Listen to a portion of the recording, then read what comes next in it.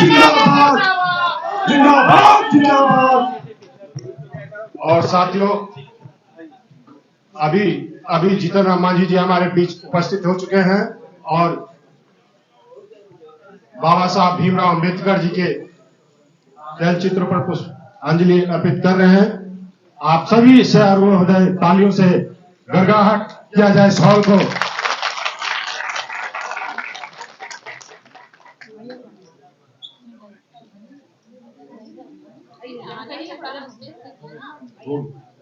अब हमारे संरक्षक महोदय मंच पर उपस्थित हो रहे हैं। हम अनिल जी, जैसा कि आप लोग को जानकारी है, आज इस देश के लिए एक सौभाग्य की बात है और इस देश के वर्तमान भारत सरकार का ये बहुत खुशनुमा पल है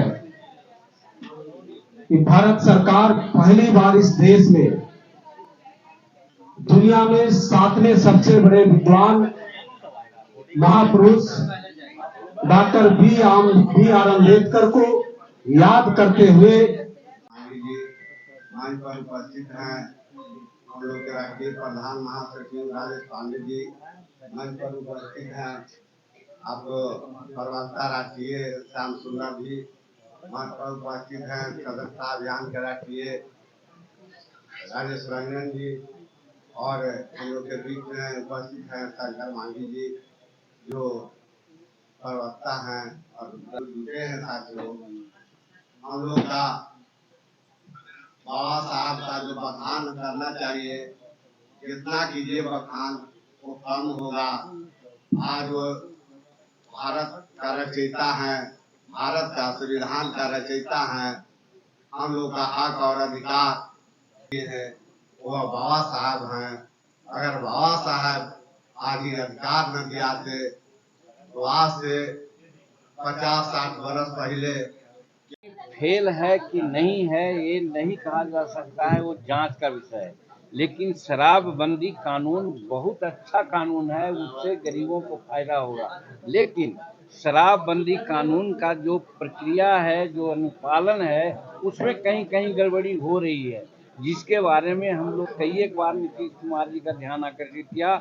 और हम धन्यवाद देना चाहते हैं नीतीश कुमार को कि हमारे कहने पर उन्होंने तीसरा बार भी समीक्षा किया, जिसमें हुआ कि कोई साधारण आदमी शराब पीने के लिए ले जा रहा हो या पी रहा हो तो उसको नहीं पकड़ा जाए। लेकिन यहाँ के जो कमजोर घटिया किस्म के जो पदाधिकारी हैं वो पकड़ रहे हैं, जेलों में भेज रहे हैं। इसलिए शराब नीति बदनामी हो रही है। नहीं तो शराबबंदी का कानून अच्छा कानून है और उसका इम्प्लीमेंटेशन में गड़बड़ी है, उसको नीतीश कुमार और सुधारेंगे। आवाज का हो गया, अब हो गया।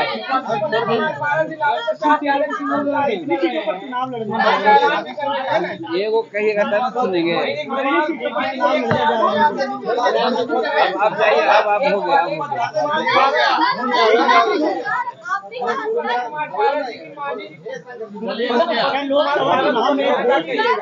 अब बाद में पूछ लीजिएगा, बाद में। आज नरेंद्र भाई मोदी जी हैं जो पंचतीर्थ की स्थापना कर खास करके नंदन में उनके निवास को अंबेडकर स्मारक के रूप में संसार के सामने रखने का काम किया है। तो जयंती मनाने का अधिकार तो नरेंद्र भाई मोदी जी और उनके अनुयायी को है, जो आज उनके चरण चिन्ह पर उनको यादगार करने के लिए कर रहे हैं। लेकिन लोग आज मना रहे हैं क्योंकि बिहार में खास करके चुनाव है। चुनाव में दलितों का मसीहा कौन है, कौन बाबा अंबेडकर को समझते हैं उनके हैं, ये दिखलाने की बात चल रही है। तो मैं पूछना चाहता हूँ कांग्रेस वालों को भी पूछना चाहता हूँ और जो हमारे एनडीए गठबंधन के अतिरिक्त जो आदमी लोग हैं उनको, उनकी भी सरकार यहाँ पर थी। तो बाबा साहब ने जो हमको सीख दी थी, जिसकी चर्चा अभी हमारे दर्जनों कार्यकर्ताओं ने किया कि शिक्षित बनो।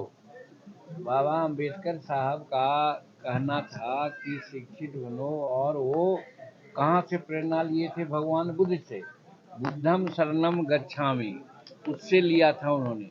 लेकिन उस समय के सरकार में रहने वाले लोग शिक्षा के लिए क्या किए। अंबेडकर साहब ने कहा था कि कॉमन स्कूलिंग सिस्टम होनी चाहिए।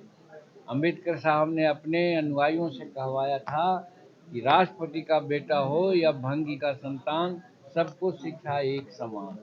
क्या आज 78 वर्ष की आज़ादी हुई तो 78 वर्ष में 60-65 वर्ष के लोग वही लोग हैं जो आज मना रहे हैं और कह रहे हैं कि हम भगवान अंबेडकर साहब के अनुयायी हैं। कहाँ खोए हुए थे, आज तक वो व्यवस्था नहीं आई है। यही कारण है कि एक तरफ सामान्य वर्गों का लिटरेसी रेट 80% है तो शेड्यूल कास्ट का लिटरेसी रेट 28 या 30%। इतनी बड़ी गैप आज 78 वर्ष में है। इसका दोषी कौन है? दोषी वही लोग हैं जो 60-65 वर्षों तक राज किया और आज मना रहे हैं। तो उनको मनाने का कोई अधिकार नहीं है। न तो उन्होंने भारत रत्न की उपाधि दिलाई और न तो उनके जो कार्यस्थल थे उनको तीर्थ के रूप में स्थान दिया, न तो उनका लंदन में रहा हुआ आवास को उन्होंने अपना करके स्मारक बनाया। तो वो लोग सिर्फ समाज को बरगलाने के लिए मना रहे हैं, जबकि हम एनडीए के लोग जो अंबेडकर साहब के चरण चिन्हों पर चल रहे हैं, उनके संविधान के अनुसार महिलाओं को अधिकार दिया, हम लोग 370 कानून को खत्म किया, इत्यादि इत्यादि कार्य करके जो बाबा साहब का कहना था उसके आलोक में हम लोग आज काम कर रहे हैं, संविधान के अनुरूप काम कर रहे हैं। तो उनकी जयंती मनाने का हमें अधिकार है और हम मना रहे हैं। और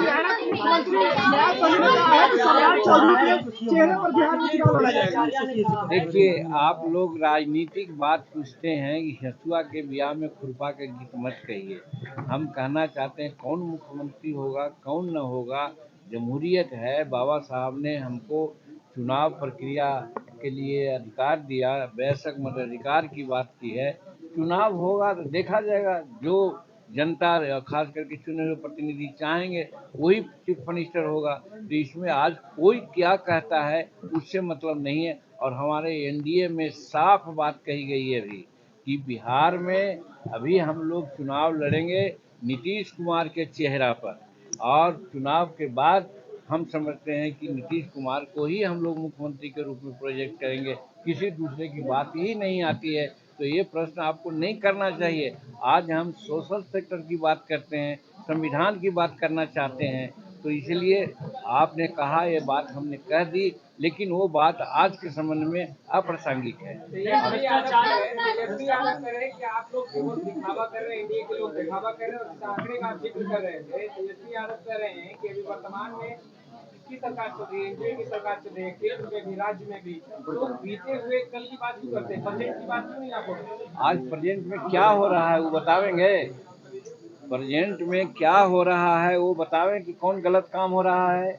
आज बिहार में सड़कों का जाल बिछ गया है, हर गांव में पक्की सड़क हो गई है। एक कोना से दूसरा कोना में बिहार 5 घंटा में आ जाता है, नीतीश कुमार का देन। हम 1980 से विधायक हैं, हकजोगनी ऐसा बिजली आती थी, आज 24 घंटा और 22 घंटा बिजली मिल जाती है। ये किसका दिन है?